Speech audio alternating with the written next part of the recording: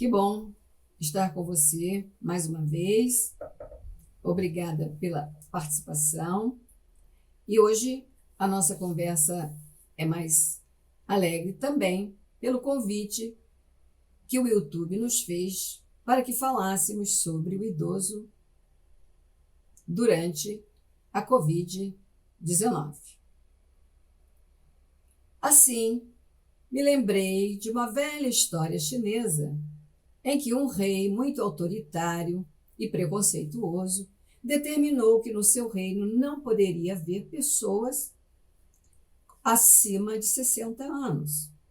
Assim, determinou que todas essas pessoas idosas, acima de 60 anos, fossem expulsas da comunidade e fossem viver em um lugar bem distante para que não houvesse nenhum sinal dessa presença na comunidade, no seu reinado.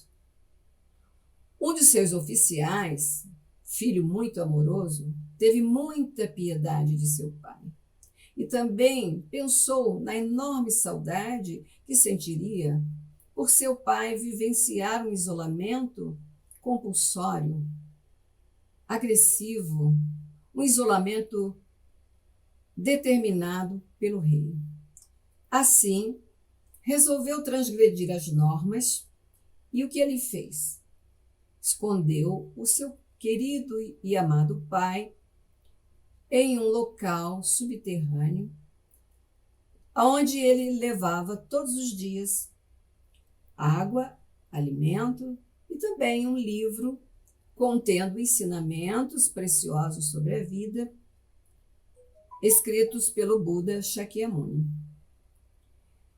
Ele se lembrou também que nesta vida todos nós vamos nos deparar com 3 problemas, 3 situações: a doença, a velhice e a morte. E que esses fatores são partes da vida de todo ser humano. Movido por imensa compaixão pelo seu pai, ele manteve o seu pai escondido tanto tempo quanto foi preciso. Agora, aguardem a nossa conclusão daqui a um pouquinho. Qual é o paralelo do isolamento compulsório determinado pelo rei e a situação do idoso na Covid-19? No Brasil, são 20 milhões de idosos. Há uma perspectiva de que, em 2100, tenhamos 70 milhões de idosos. A população de idosos cresce no Brasil e no mundo. Se a situação da pessoa idosa não tem sido confortável, piorou para a maioria na pandemia. Por vários fatores. A renda familiar diminuiu, o isolamento impossibilitou o acesso a sistemas de saúde, impediu que os idosos tivessem mais convivências com outras pessoas e alguns tiveram que se afastar do seu trabalho. Outros precisaram trabalhar mais, arranjar um jeitinho, um bico para ajudar a situação familiar que ficou reduzida à metade. Muitos idosos que viviam sozinhos adotaram espontaneamente o isolamento. Porém, os idosos que vivem também em grupos familiares que têm a presença de crianças e jovens e adultos, eles não tiveram escolha. Precisaram conviver com a possível contaminação trazida pelos seus parentes.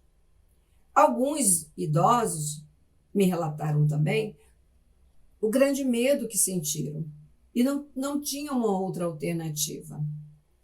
Existem direitos adquiridos através das leis para o amparo ao idoso. Por exemplo, no Brasil, a Constituição, no seu artigo 230, determina o amparo como obrigatoriedade da família, da sociedade e do Estado.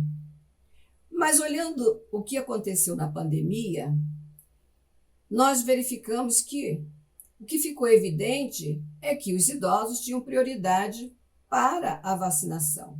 E quais foram as outras prioridades que os idosos tiveram?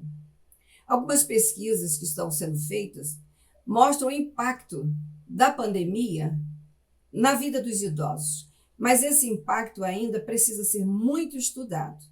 O que nós vimos? Os idosos já tinham responsabilidades pelo contexto social, socioeconômico que estamos vivendo já há algum tempo. Os idosos têm tido sobrecarga de cuidar da família, de ajudar no orçamento familiar, e eles muitas vezes são também explorados pelos parentes, pelos filhos, que usam a sua aposentadoria ou seu ganho para as despesas próprias ou familiares. O amparo ao idoso é uma obrigação, não é favor, nem dos filhos, nem dos parentes, nem da sociedade. É uma retribuição à dignidade, ao respeito daquela pessoa que veio antes, que possibilitou estrutura de vida, que ajudou na educação de muitos, que doou sua energia, sua vida em trabalhos, em atividades que garantiram o progresso de uma sociedade. A cultura, ela vem por acúmulo de experiências, de estudos, que os idosos, as pessoas com mais de 60 anos, na terceira chamada idade, fizeram um trajeto, tiveram uma trajetória de esforço pessoal, de dedicação, a fim de que tivéssemos um mundo como hoje. Durante, então, a pandemia, muitos idosos ficaram excluídos porque não tinham acesso à tecnologia, à internet, muitos porque não tinham mesmo os recursos, os aparelhos, um celular ou um computador à disposição. Outros porque tinham medo ou têm medo de aprender coisas novas. Se existem as doenças crônicas que não são transmissíveis, e essas doenças configuraram um grau de comorbidade diante da pandemia, e isto piorou ainda a situação de muitos idosos que, além da hipertensão, do diabetes, além de alguns transtornos psiquiátricos, doenças degenerativas, eles tiveram o isolamento, muitas vezes que já era discriminatório, mais intensificado. A velhice ainda é um rótulo que tem ainda recebido o bullying de muitas pessoas. O idoso, o ancião, ele é aquele que veio antes, que permitiu um quadro melhor de vida ou que nós temos hoje adquirido. Porém, esse reconhecimento social ainda está muito longe de ser razoável.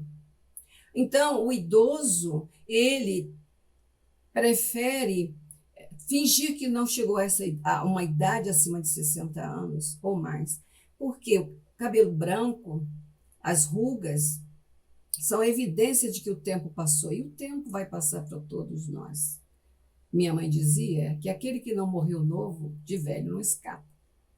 No entanto, há todo um contexto na nossa cultura para ignorar a velhice e, com ela, a morte, que é uma sequência natural da vida.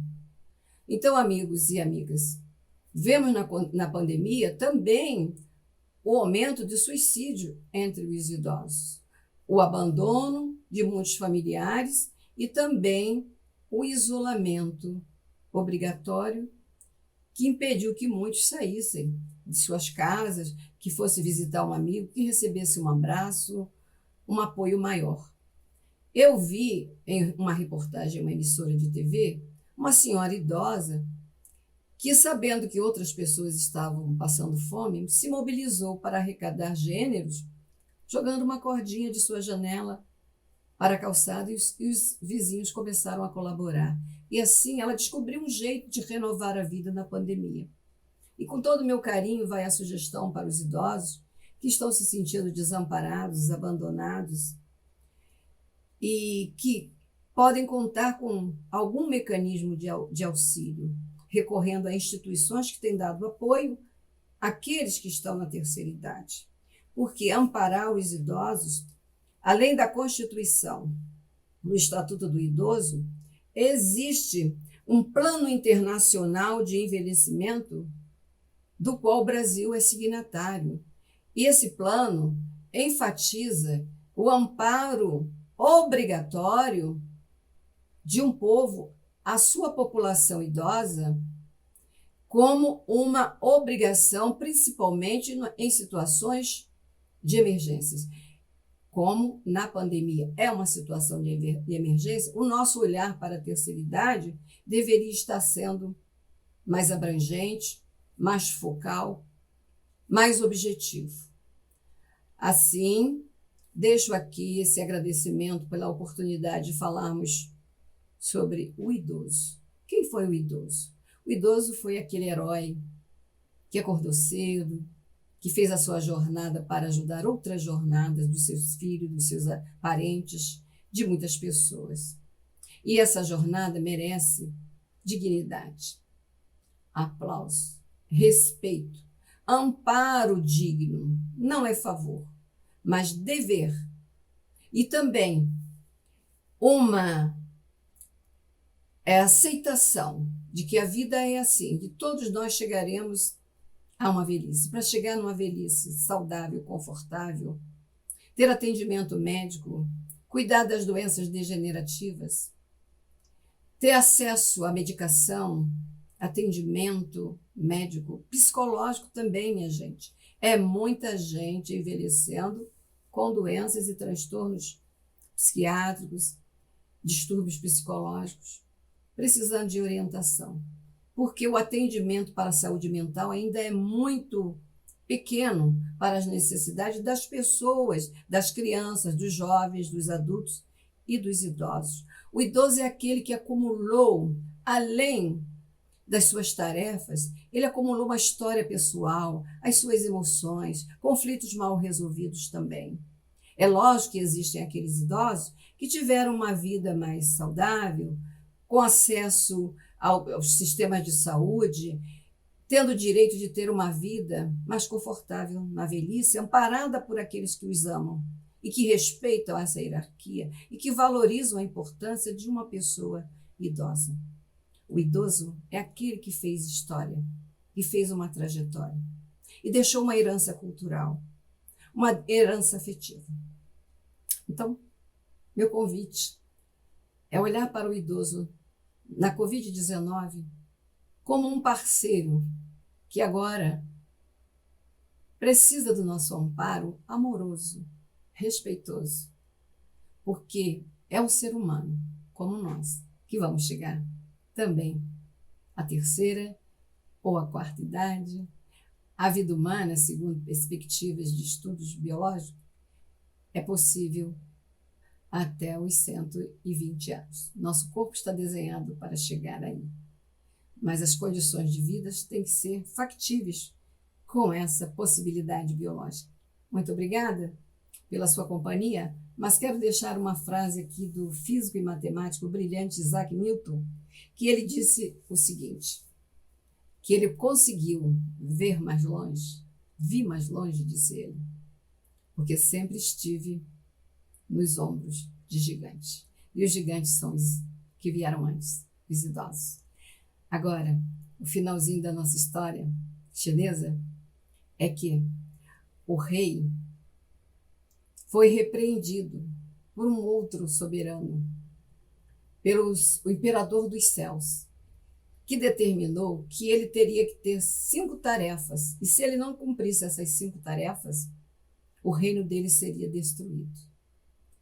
E deu a ele o prazo de 1 mês para resolver essas tarefas.